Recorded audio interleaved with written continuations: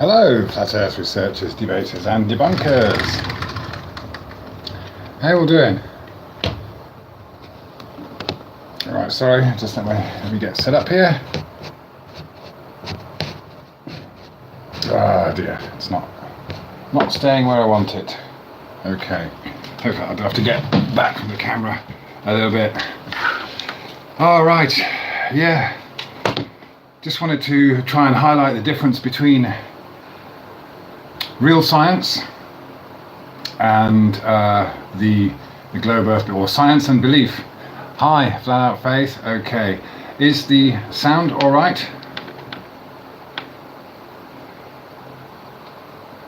Yeah, hi Ryan.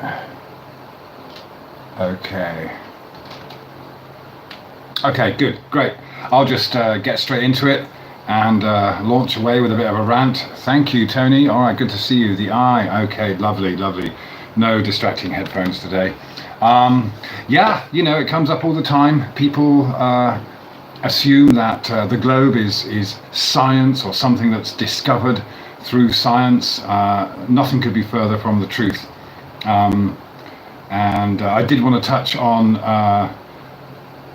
what something such as NASA has done in a good way or a positive way.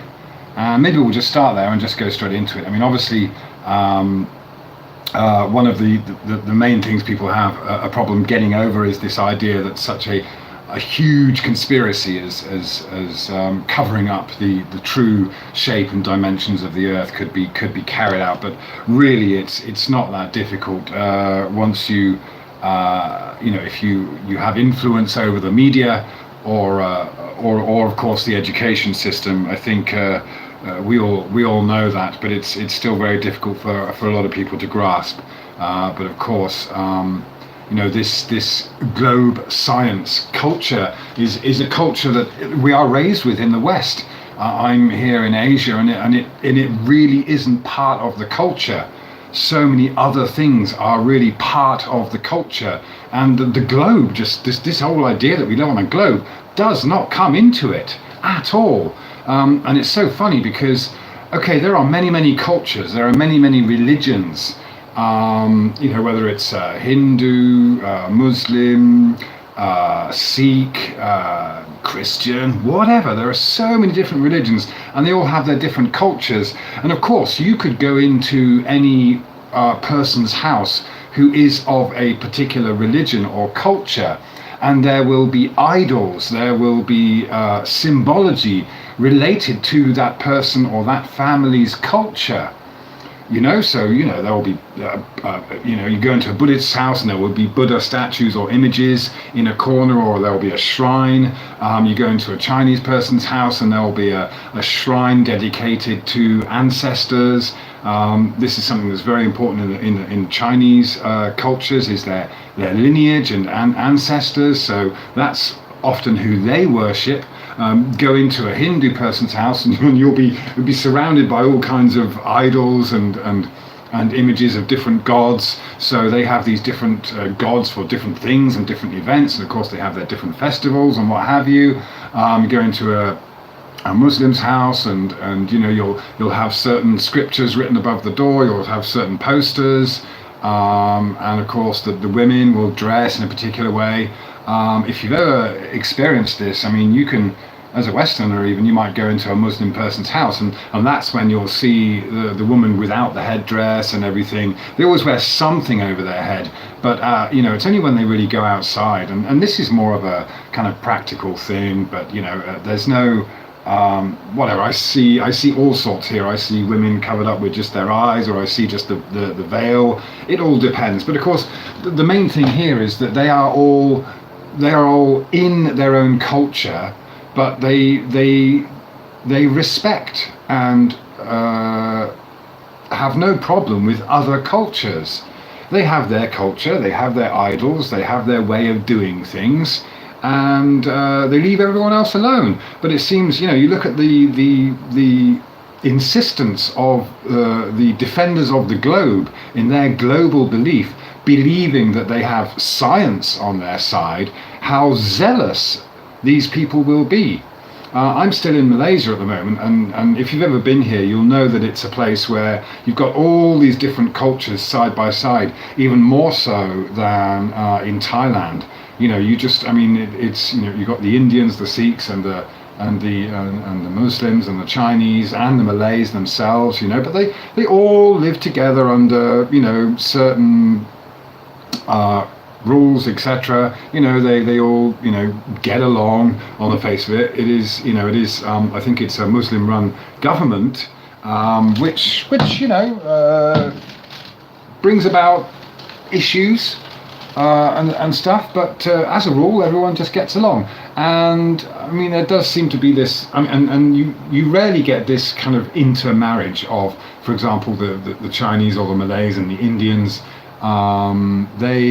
They keep their cultures, but as I said, as a rule, they just get along, and progress is made. But the thing is, you can open a dialogue with any of these people. You can sit and talk to these people. Today I was having a coffee, and the Sikh came down and sat next to me, and we had a chat and everything. And it's great because you can very easily have a discussion with any stranger about the meaning of life, what we're all doing here. You can immediately get into a discussion or a talk about religion or whatever without any animosity, without anyone going on the defensive, and so this is what you see in people that are of various cultures who can live together, and it all works out. But of course, what do we see on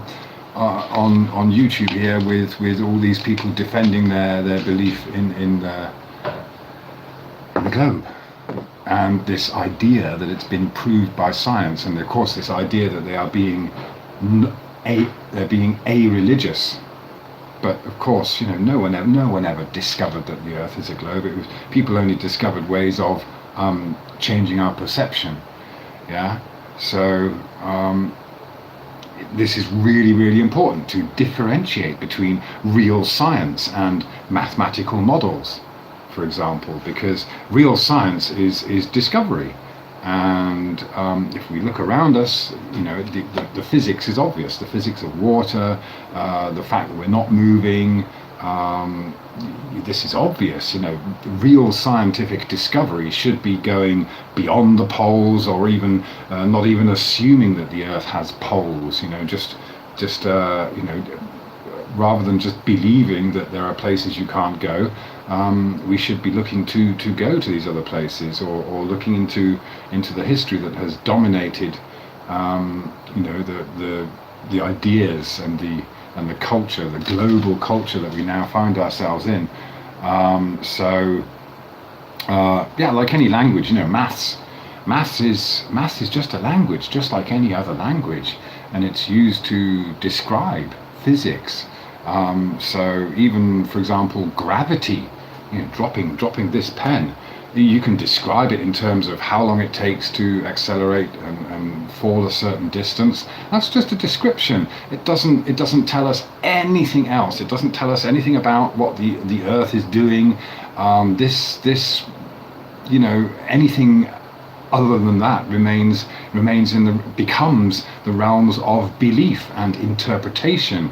And so to describe a pen falling through the air and call it gravity is fine, really. It doesn't dictate the shape of the Earth, unless, of course, you want to use that predictability to formulate a model and jump to conclusions and jump to assumptions. That isn't science. If you have a hypothesis or a theory that it's the shape and the mass of the Earth that creates weight, creates gravity in order to create weight, you have to find a way to prove that. And of course, no one's ever proven that scientifically. There is no science that dictates the shape of the Earth, apart from the obvious science of water, the natural physics of water, beyond which we don't know, and whether pressure gradients and all that. I find it so infuriating that people will talk about, for example, pressure gradients and gravity as some kind of proof of the idea that there is a center of a spherical mass causing all this, when they have no proof. We can all understand. You don't have to be really smart to understand the idea that you can have you can assume this shape, and you can assume that the center of this attracts attracts another one. Mathematically you can create your model, and you can make this mathematical model say mass attracts mass, and away you go.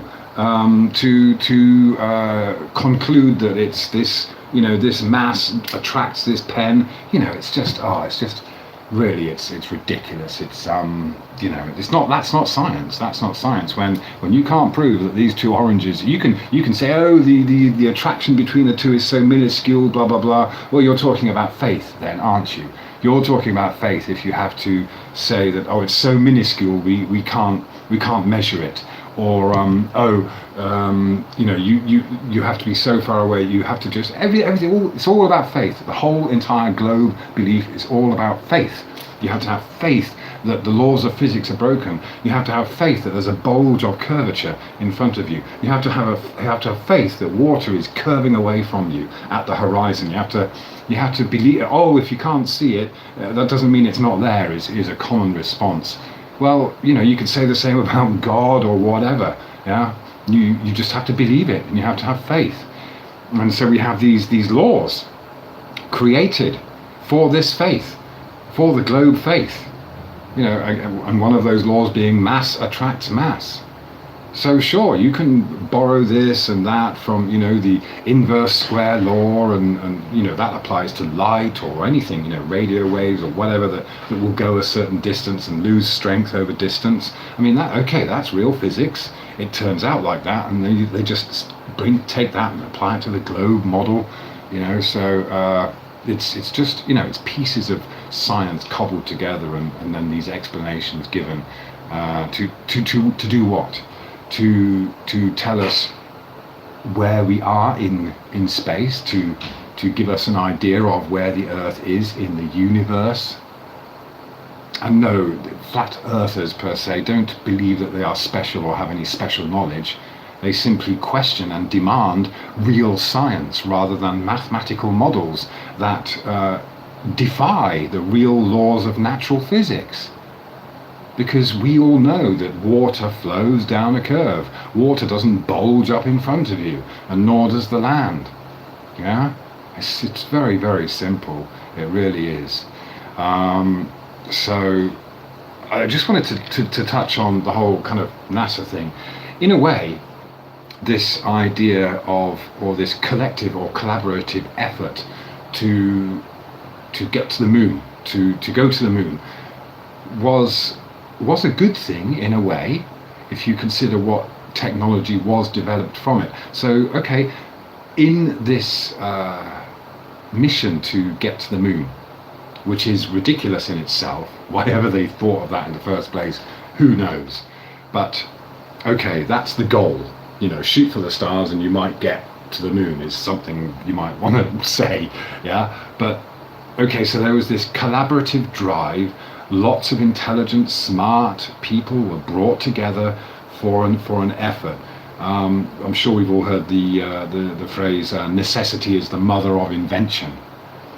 So, okay, if you don't have a war in which you've got to come up with the most powerful weapon to beat the enemy, then you could do it the other way, and you can say, right, we're going to go to the moon. Let's develop the technology to do that. So, of course, at the time when they were trying to fit all this, tech into a capsule that would go on top of a rocket, this was a huge drive. A lot of public money and a lot of very intelligent, clever, science-oriented people got together and they worked on this project to downsize technology.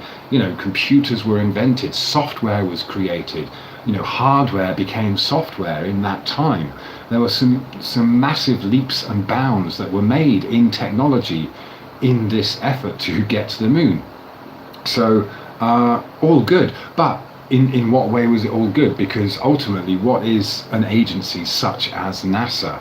It's part of the military-industrial complex.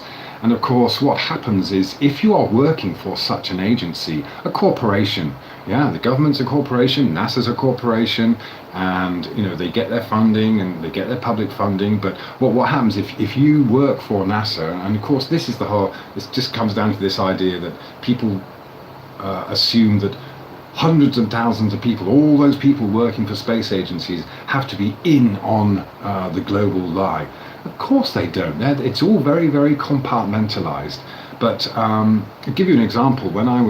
Years ago, when I was a teenager working at a furniture installation company, I had to sign an agreement, or part of the contract that I had to sign was that if I invented a way to do things better, or I invented a tool that would help put this furniture together, then I had to agree that became property of the company. So this, and of course, so they would then go along and patent it, and I might have had the idea through my work experience to say, hey, let's do it this way, or let's have this tool that can reach around this corner and get this nut and do that. If I'd invented that or created it, it would have become the property of the company I was working for. And this was just a kind of small furniture company. So you can imagine if some person goes along and works for NASA, they're absolutely assured that anything they come up with, any ideas they come up with,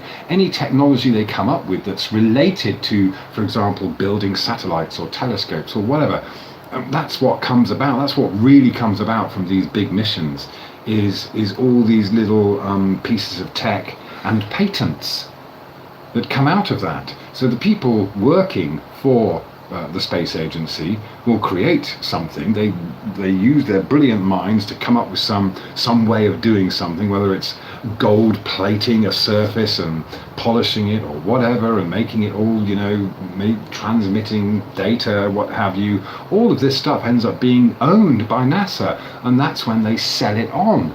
So they then have the proprietary rights to sell on this to the military-industrial complex. And then, of course, we end up with phones like this, something that didn't exist and wouldn't have existed if it wasn't for organizations such as NASA and all those brilliant minds and scientists working together to downsize data transmission. And of course, the whole space race thing, what's it all about? It's about who controls the airwaves, data. Once you have the hardware, that's it. It's either you just pump out millions of these little phones, yeah, and of course then you've got people paying and paying and paying for what? To send information through hardware that's already an infrastructure that already exists. It's paid for, and some of the wealthiest people in the world are people who don't they don't own any hardware. All they own is a company that transmits data. And of course they rent the satellites, and they themselves might believe that their information, the data that they own and transmit, is being done via satellite. It could well be, but what's a satellite? A balloon or something just hanging up in the air that was put up there by a rocket. There's no denial that this technology to put things up in space exists. But it doesn't mean they're going, or doesn't mean that things are going around a globe. Just means that they're going around, or they're usually in geostationary orbit, or signals are being transmitted up to this layer where signals get bounced. So if you want to get a signal from one side of the level Earth to the other, but it doesn't go this way very well. I mean, even it's well known among microwave technicians that microwaves don't travel well across water or near to the surface of water, because there's so much, they get so distorted, and there's so much disturbance above the water, the air above the water, that they avoid sending. They would like to get high, not to get over any curvature, but just to get above the interference that they would receive, making the signal not go very far if they shoot it straight across water. it's just simple physics that's translated into this idea that you have to get high up to reach something further around this imaginary curve. If you look, and that's why we say do your research. If you research the real physics involved in these kinds of things, yeah, then you'll see that none of it is ever related to any idea that we're on a globe that's spinning. None of it, nothing. Yeah, it's just so the whole space race thing was just, it's like people playing chess. They've got their rules, they play, okay, all right, you're the winner, you won, you got there first, you got to the other side, you checkmated. Okay, fair play. You can rule it, you can rule the airwaves, so and then of course if any other country wants to develop a GPS system, where do they go? They go to the experts, they go to NASA. Who have already got the infrastructure in place. Because of who? Because of the the US Navy or whatever and that. So that's the thing. The governments and these government agencies, these different countries, are they all in it together? Well, it's a good business model, isn't it? I mean, it's brilliant, an excellent business model, because and what company or corporate entity wouldn't just copy a good business model and go with it, or agree to buy the technology from the people who've already made it, so that they can profit off their citizens, their human resources. Yeah, so something like the ISS is it's like a mascot, isn't it? It's like a mascot for this tech. So okay, fine. There's something up there. There's a light in the sky that you can follow. I watched a light just travel over very slowly the other day. I've seen several recently. I've seen one that just went, white light went straight across the sky. I have no idea what it was. And then the other day I watched a light just basically go from one horizon to the other. I watched it go off into the distance, and of course eventually it just reached the horizon. I live on an island, so it's easy to it doesn't get blocked off. I just watched it go away and away and away and away and away and away and away. And of course the size of the light didn't change.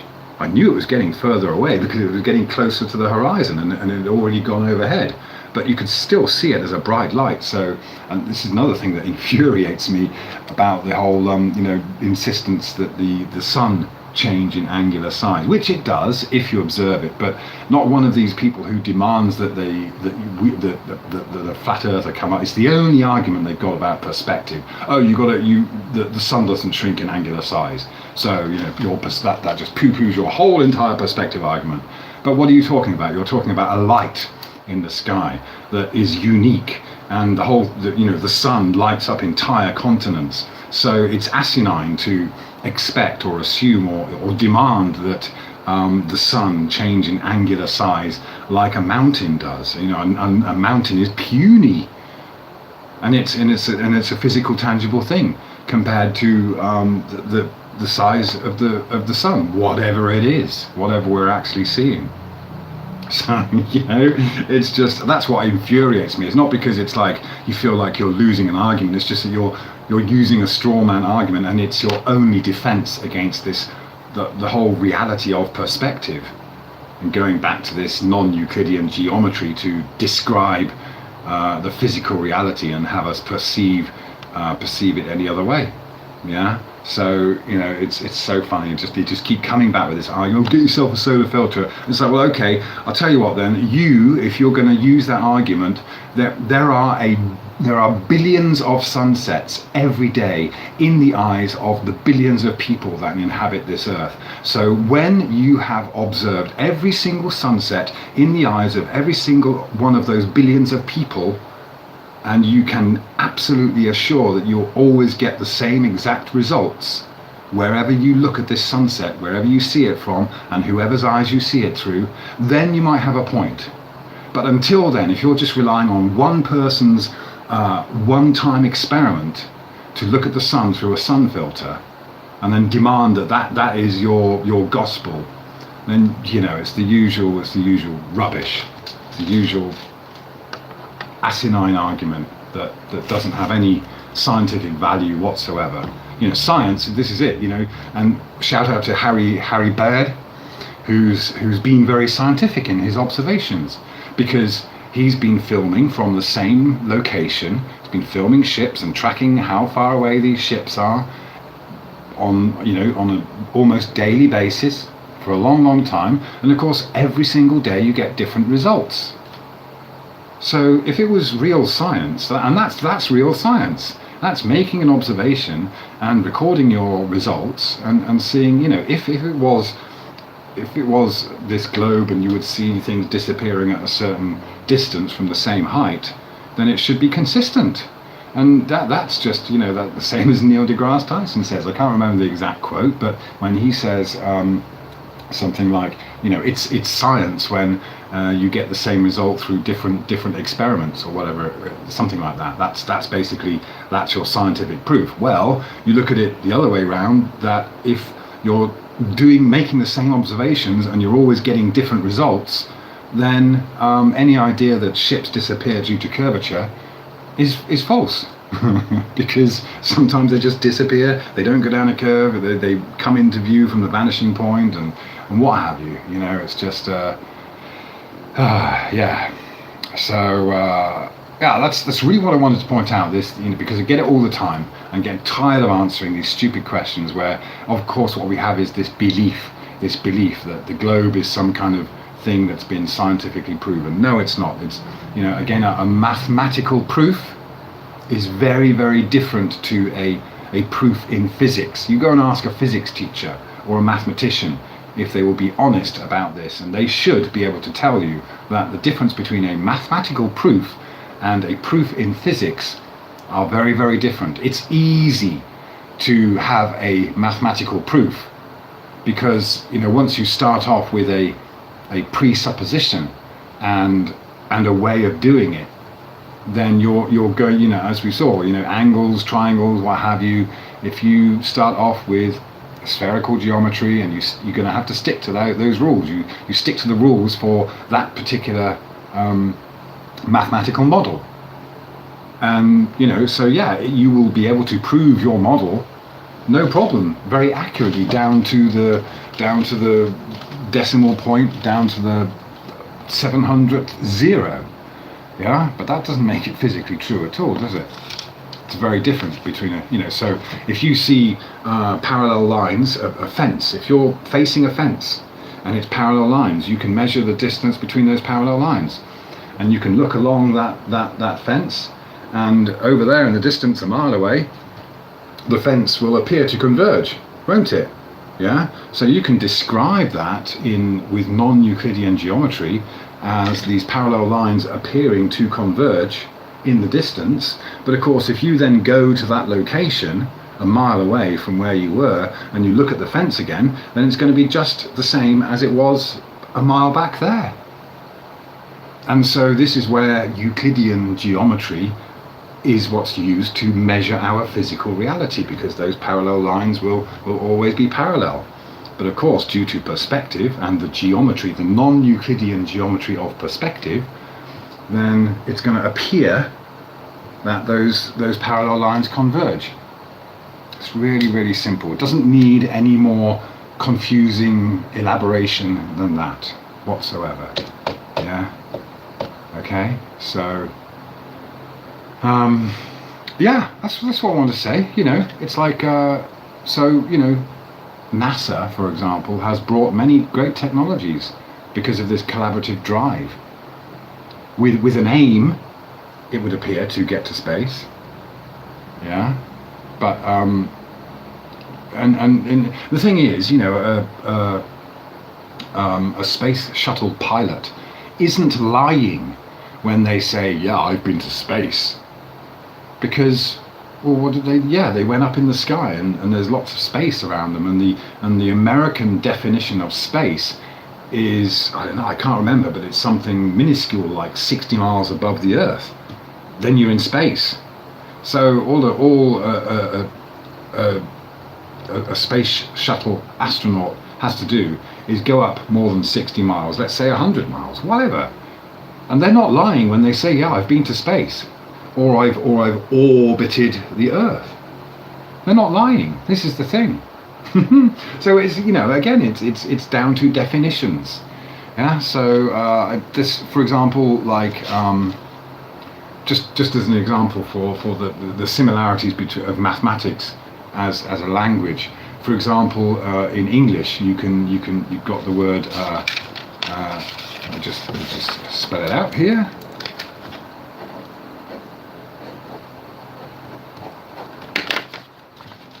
All right. How do you pronounce that? What's the first word that comes to your mind? Live or live? Yeah? Now, it's spelled the same. It's exactly, it's explained. But of course, the definition is totally different. Yeah? To live somewhere or a live concert is totally different. Yeah? Live or live, there's totally different meanings, but it's all just the same on paper. Yeah. So it's just an example of how a language like this, English, can be used to describe. You can describe facts. I live in Thailand. It's a fact. Yeah. But I could say, I live in Timbuktu, and suddenly I've created a story using this language. Yeah. That's it. Yeah, I've got some other examples there. Yeah, lead or lead. Yeah, great. Yeah, veil, vial. Yeah, trunk or trunk. Yeah, brilliant. You get it. Yeah, it's like, this is it. You see, isn't it? It all depends on the context. I suppose. Yeah, that's what the point I'm trying to make is the context. You're gonna have to build something around this word in order to put it into the correct context, or the context you like. And the same with non-Euclidean geometry or mathematical models. Once you put it into a context, then away you go. Then you've created your foundation. Yeah. So that just goes for everything in life. It's all about context, isn't it? So yeah. So when we talk about flat Earth, it's not a belief. It's trying to put the whole thing into context and to say that, yes, this Earth is stationary and it's level. Of course, it's not flat like a piece of paper. Yeah, I mean, there are mountains and what have you. It's interesting, actually. The Thais, a piece of paper in Thai is they have a classifier. So it's what would they say? Kalat pen nung. So they would basically say paper, one piece. That's how you put it into a sentence. Paper, one piece. And they call the Earth as in not the Earth as pen din. Okay, pen is the classifier for a piece, like a piece of paper. So you have paper is pen nun, and the Earth is pen din. So the Thais and the language is from Sanskrit and goes into Vedic cosmology. So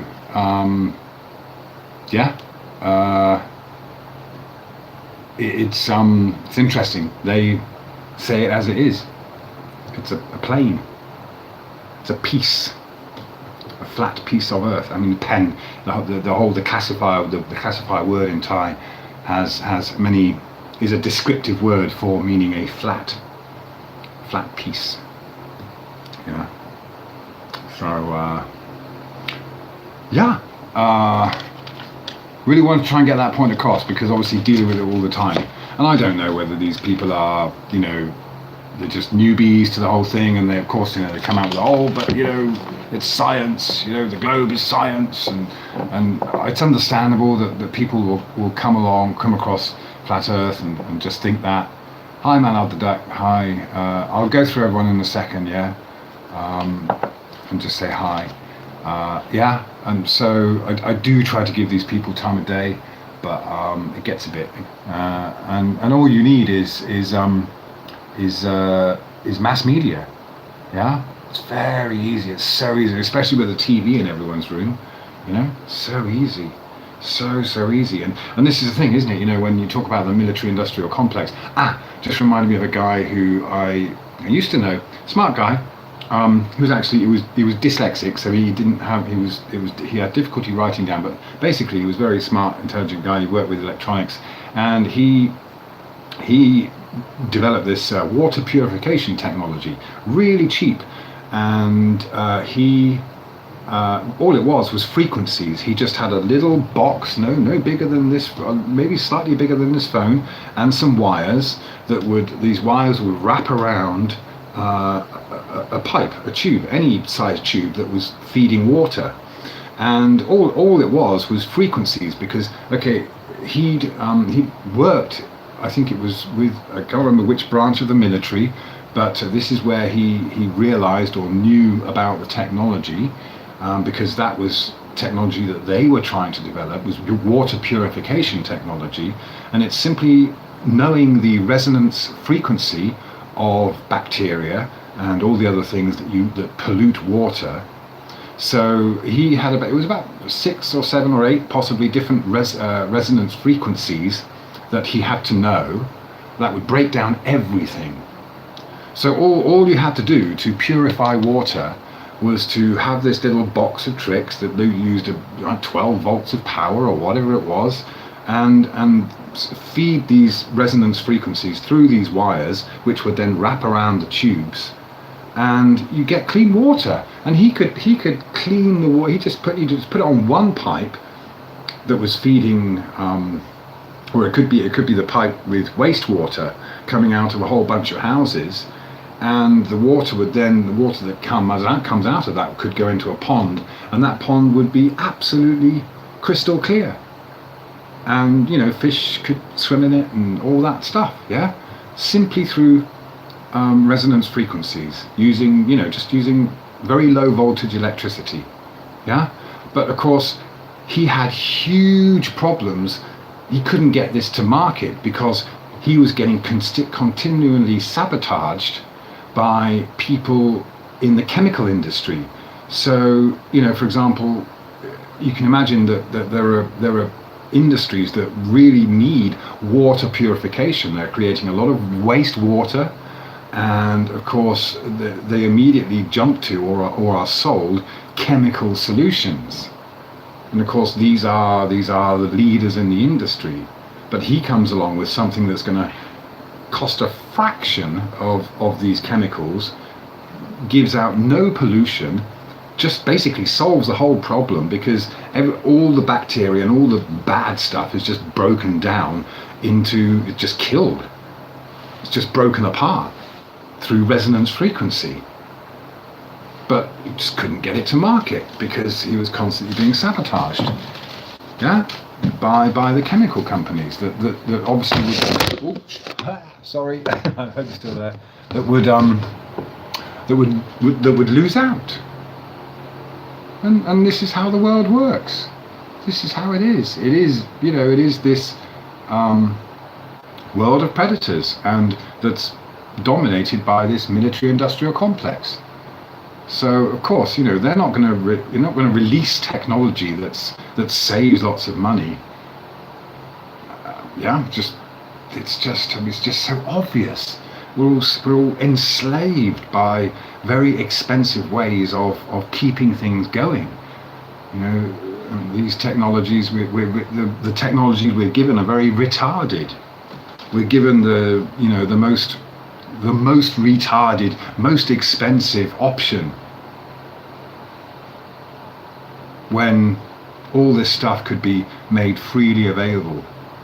I mean, imagine how little it would cost a state enterprise or a government to introduce that kind of technology with the electronic boxes that break down the water and just clean it. It would be minuscule compared to what, of course, they have to spend on bringing in products and what have you. But of course, this is all, it's just, that's the way it works. The what are they called? The people, the lobbyists. The lobbyists that work for whatever company, the chemical company, the pharmaceutical company, they cozy up to the politicians, and then the politicians bring in the regulations.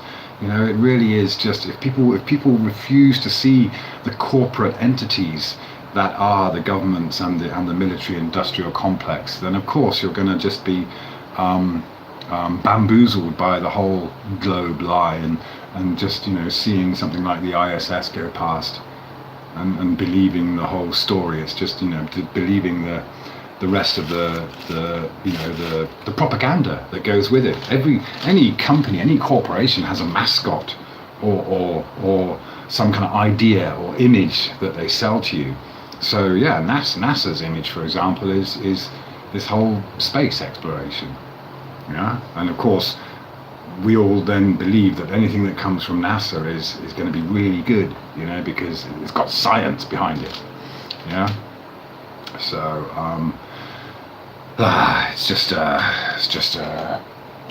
the way things are, you know. So, you know, to change that is tough, but we can't be dependent. We have to be collaborative, and we have to kind of go it alone. You know, if there are people with certain skill sets and knowledge and experience that are developing free energy technologies and these other things, they really have to, you know, if obviously these people need as much help as they can, and they're going to face resistance all the way they're going to get, and it's just as you see with anyone who's bringing kind of flat earth facts, the amount of trolling that they get, that with people trying to put them off. But you can go and look at the same for you go and look at the insane rhetoric you get on any videos about the electric universe or free energy. You know, there's people actually you know, they'll start up their machine with magnets and whatever it is, and they'll have it running, and you've got people literally just denying the existence of this machine that someone's put together, and showing you that it's possible to create free energy. But you'll have this rhetoric, this vile resistance against it, because why would you resist that? Because they're holding on to a faith. They're holding on to this belief that you can't get more energy out than you put in, and what have you. But it's just a transference of energy. But there's just so much resistance. So it's not only flat Earth. I mean, it's just any idea that goes against the mainstream enslavement, debt slavery, is going to be hit hard with agencies, with opposition, whatever it may be. So you just got to stand strong. You just got to, you know, be true to yourself, and just go on through. You know, it might often seem like a pointless battle, but it's not. It's not, because one person can make a difference, and all of us as individuals on our individual journeys are all making a huge difference. Because, you know, even daring to talk about it, even daring to broach the subject, is making a difference. You're planting the seed, you're putting it in people's heads, you're making it a topic of discussion and encouraging people to think. Whoever you are, whatever you're putting out there, if you're just repeating beliefs, then you're not going to get very far. But if you're putting out reasonable, common sense research, then it is making a difference. Yeah? So keep at it. Oh, we're going to try and go through the chats. Wow, thank you all for coming along. Let's have a look. Flat Earth Faith, hi. Ryan, Q Vincent, Flat Earth Response, alright. Tony T, the I, Ryan Q Vincent, hi. Complex, yes. Orbs Realm, hi there. Dave Hinkle, alright. What's that? Is that Geraint Baldwin? If the Earth is flat, is there no space? What are shooting stars and meteors? Who knows? Who knows? Paul E. Mercer. Yeah, who knows? Yeah, all right, Paul E. Mercer answered. Okay, Flat Earth Bear, hi. Nice to see you here. Finally caught you live. Oh, cool. Okay. Alexander, hello there. Paul E. Mercer. Okay. All right. Who else we got? Brian Shucker, level and flat. UK invented divide and conquer. Yes. Or I suppose it was the Romans, wasn't it? That came over. They were very successful, weren't they? Who else we got?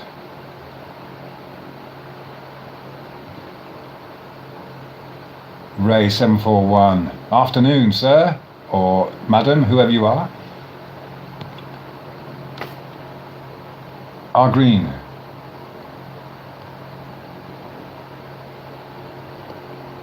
World Without Curve. Hi. David Reed. Faith in the globe nonsense. Blood is thicker than water. All right. Good to see ya. Nicolas, good afternoon.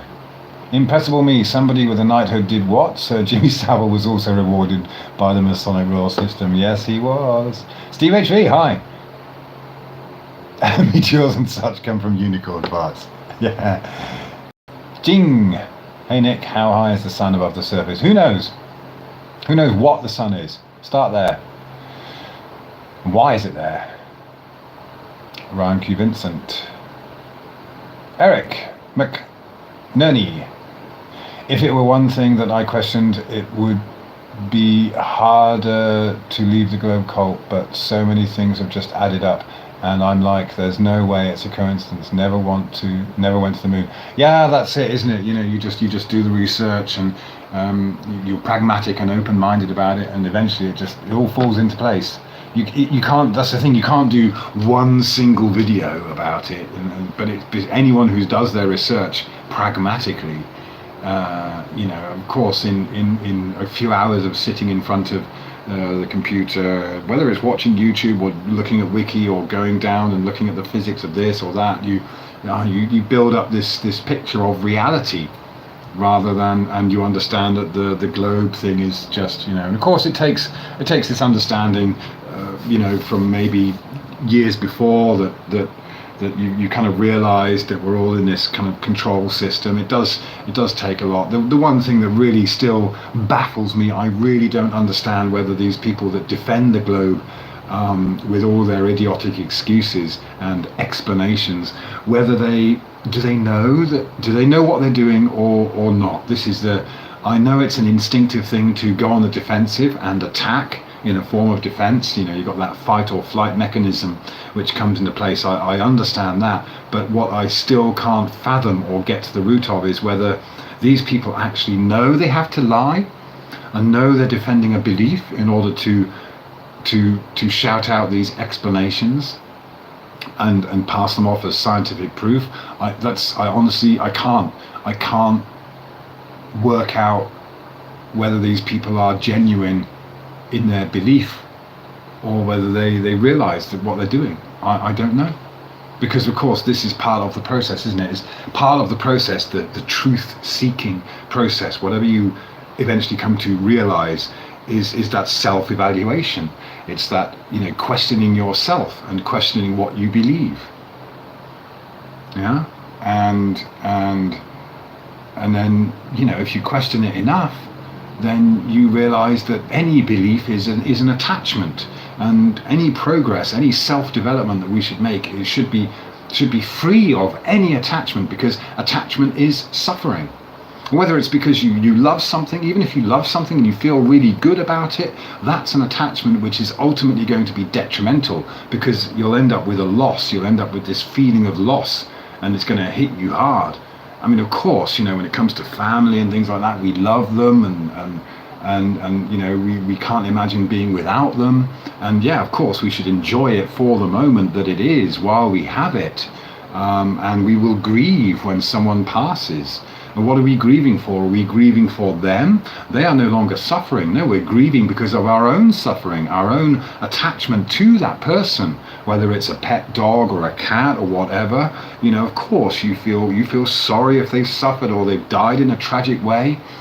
I've had cats run over, I've had dogs run over, and I've had to turn around and kind of deal with customers and things like that, and it's just like, all this stuff is going on in your head, and you kind of it's just like, sometimes you deal with these things at the most crazy moments, but it's just you feel sorry for the dog or the cat that got run over or suffered a lot and went through a lot of pain before it died or whatever, but ultimately their suffering ends. That's it, and it's a shame they didn't get to experience more life.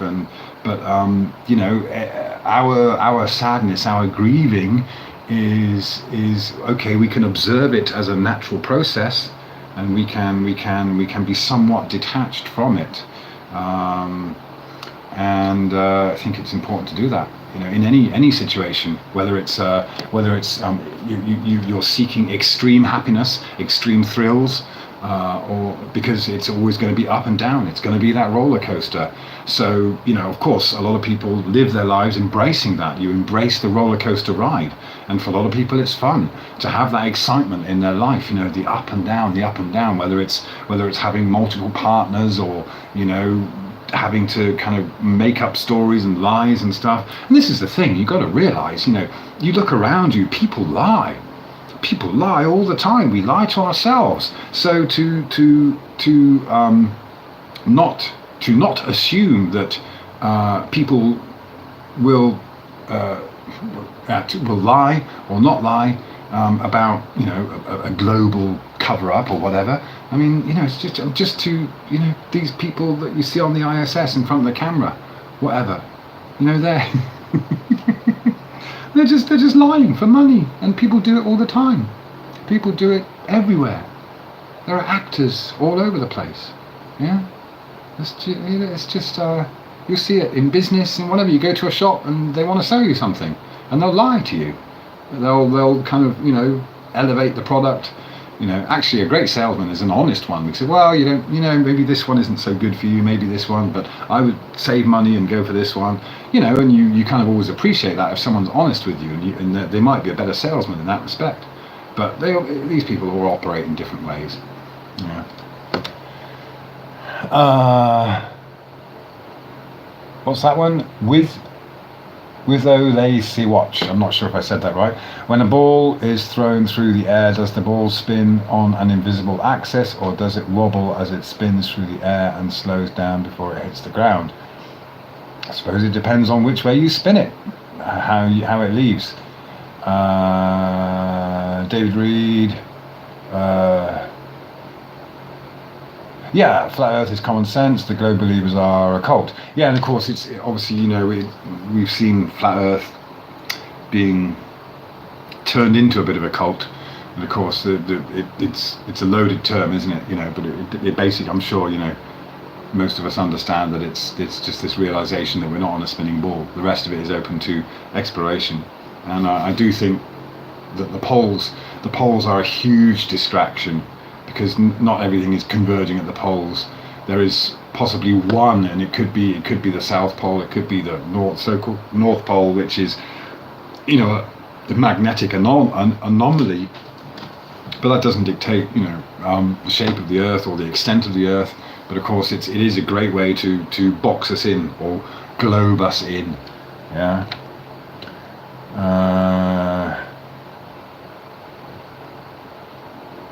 I'm just looking through, see who else has joined.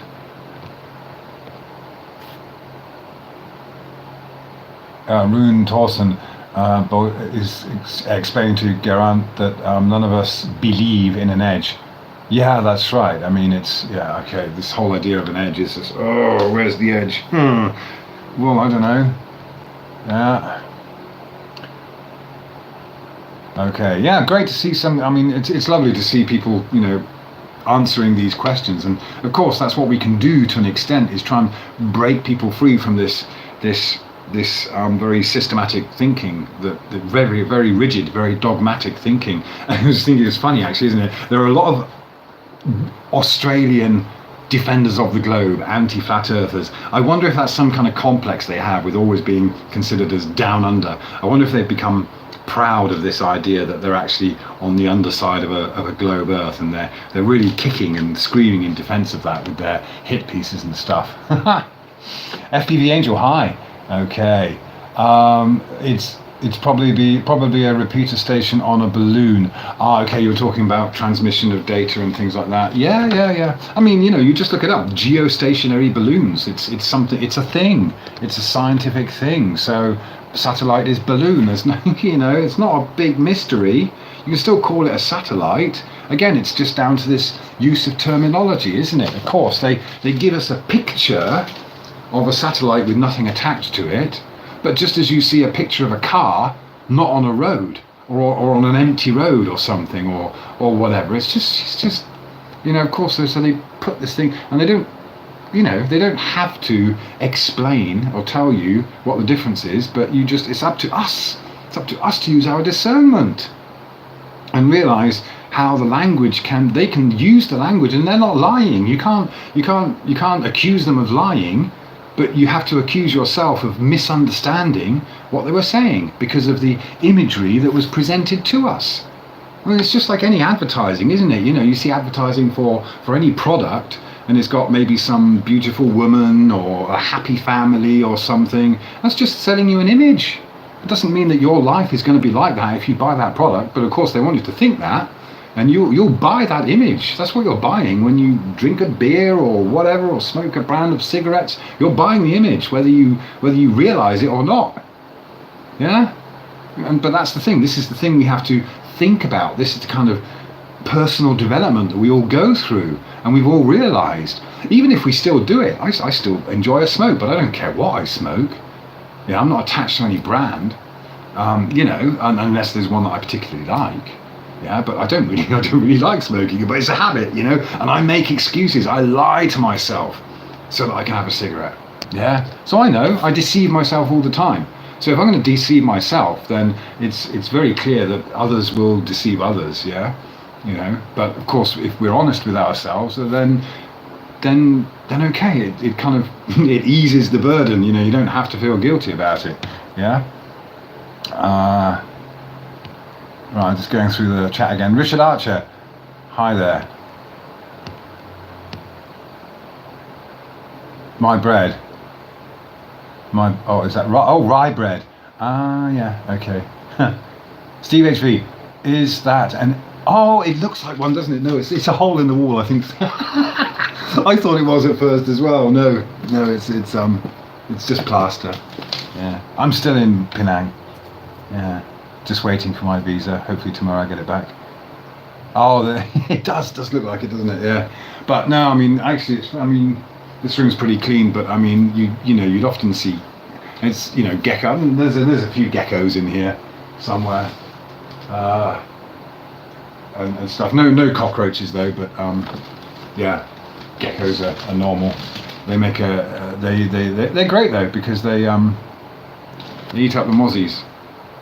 And you get these big ones that they make a funny sound. The larger ones are called dukkar because they go ta-ta, ta-ta. And they're lovely colours. Yeah. Juan Carlos, hi. Emerald Rider, all right, man.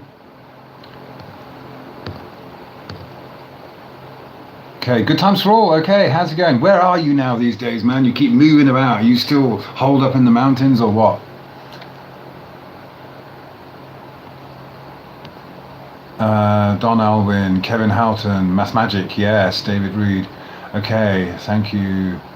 The Art of Quiet Bear, hey, long time no see. The physics of space only works on paper, not in real life. A vacuum should pull the Earth's atmosphere into space if there were space. Yeah, you're not allowed to use the word pull anymore. All right, Mark Denham, Pick Magic, Bean to the Moon, man, LOL, yeah. Matt Ryman, hi, Geocentrics. Boris Chops, hello there. Okay, who else we got? Kung Fu Mao, all right. Rye bread. Okay, Steve HV say, what is that? What is that on the wall? Sorry, okay, so that's been answered. All right. Emerald Rider says, math being a formal science as we see can be manipulated, capitalized man, yeah, to suit any outcome. Thus a confirmation bias used in conjunction, good one, with images from NASA, NOTS, and the like of charlatans like Neil deGrasse. Yeah, this is it. It's so simple, isn't it? Once you see it, you see it. And to deny it is just, and to keep on denying it is beyond insanity. It's beyond religious zealotry. It really is. INFE.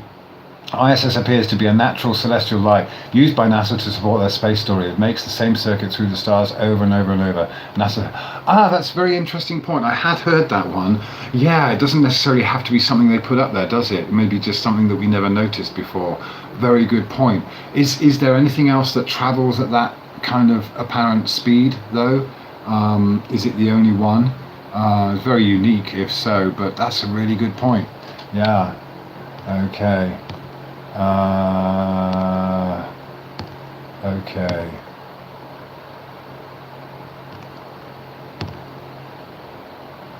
Wow. Okay. Look, it's obviously there's a huge amount of Stashman, hi. What would it take to have the knots not walk around and freely on the ISS? They can't figure it out. Always bouncing around like bunnies. P900 Coolpex. Hello there. Matt Byman, Earth and Heaven is by design. People be loved, people be kind. Out of school, get the brain untwined. Flat Earth is already defined. Done with Earth math combined. Globy man, globy decline. Oh, a bit of poetry there. Nice one. Malard the Duck, hello. Algiz Rune, hello. Rose tinted monocles, hello there. All right. Wow. Okay, let me just go down and see. Sorry if I've missed anyone out there, but let's just see. I'm scrolling all the way down now. Yeah. Okay. All right, cool. Yeah, you've been arguing amongst yourselves and stuff, which is great. You know. So wow, we've already done an hour. So what else is there to say? I was just. Again, it's just one of those points that we want to get across, the difference between real science, scientific discovery and progress, and mathematical models, which I think all of us who are non-believers in the globe get this. We understand that it's just mathematical models, but I think it's also very important to constantly clarify as well. Yeah, so what I'm actually planning on doing is I'm planning to learn how to create a flight plan on the globe model, and then I'm going to come up with a flat Earth model flight plan. So I'm going to create coordinates for a flat Earth, and just for the hell of it, just do it. Yeah, just to show that any old idiot can make a flight plan and use non-Euclidean geometry or Euclidean geometry and get the same results. So that'll be fun, but it might take a while because we've got lots of other things to do, family things. But yeah, I thought it'd be fun to do, just to do that. So I've been flying the last few days, and it's been quite. I've got a few. It's the usual thing. Just you go up, and it's just like everything's stationary. It's just we're literally flying through some kind of liquid. Air is a liquid in a way. It's just a less dense liquid than the water. Yeah, it's just you couldn't fly otherwise. But it's interesting to see the different, because the plane, the aircraft will. This is just a light aircraft that I've been going backwards and forwards to Phuket and Penang, and just with propellers, which is I feel safer in an aircraft that has propellers than I do in these jet airplanes.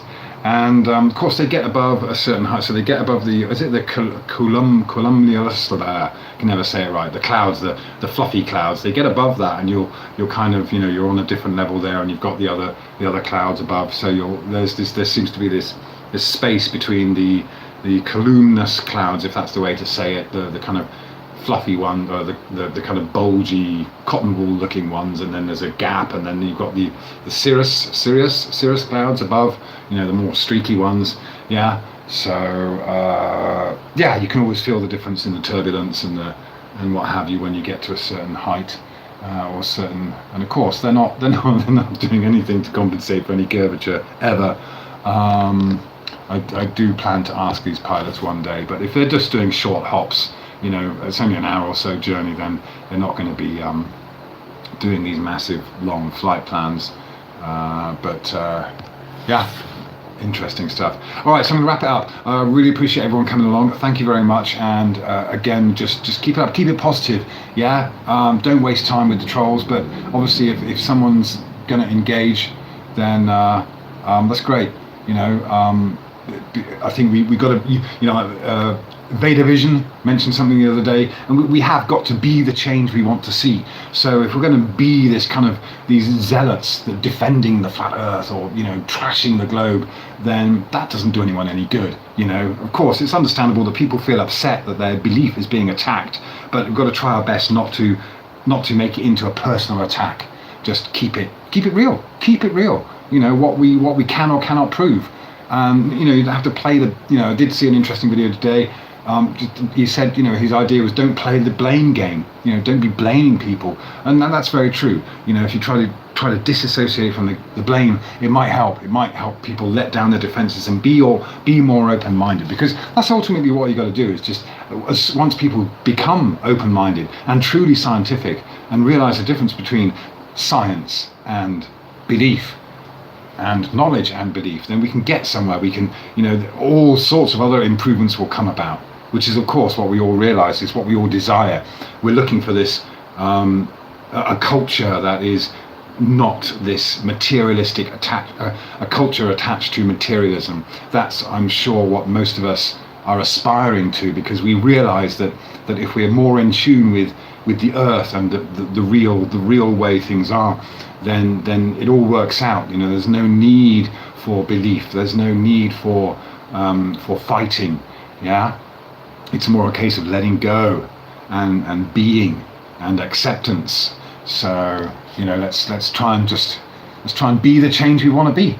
Yeah, and we'll leave it at that. All right. Thank you very much. Okay. Cheers.